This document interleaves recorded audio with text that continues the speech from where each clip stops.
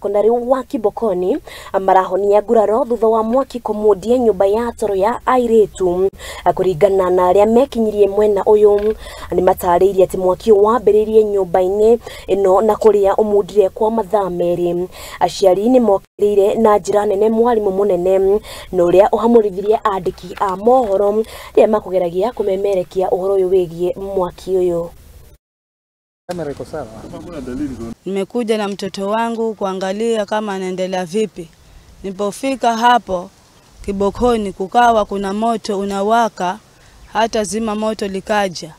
Ninapofika pale likazima ule moto, lakini kuna watoto wengine walikuwa wameathirika, wameanguka, hawawezi. Hata mmoja akaenda hospitali upesi, mmoja akaenda darasani manake alikuwa amepata nafuu.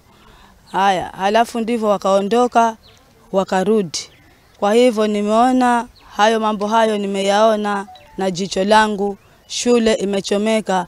Halafu hata walimu wenyewe wa hiyo shule ya Kibokoni walikuwa hawashughuliki, hata ni wazazi ndio wanashughulika. Tumeshuhudia girls dormitory ikichomeka hapa Kibokoni secondary school, na katika nyumbani kwetu tulikuwa tumepatwa na msiba. Kijana yetu alikuwa amefikwa na nyumba jana.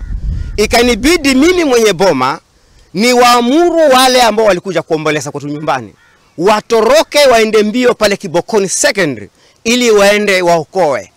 Sikufanya mbaya, tumwacha mwili wa mtoto wa mdogo wangu nyumbani kwetu, lakini wale ambao walikuja kuomboleza na sisi waende wasaidie Kibokoni secondary school ikiwa yachomeka pale. Lakini la ajabu ni kwamba waandishi wa habari wamefika ili wakaweze kuchukua zile habari ambazo ziko pale, ama kile kitendo ama chanzo cha moto, wanafukuzwa. Kwa nini wafukuzwe? Na kama kuna shida kwa hii secondary school, kwa nini tusiambiwe? Na kama wanahabari wanaweza fukuzwa, ina maana ya kwamba the management knows very well the cause of that fire. Basi tuambiwe.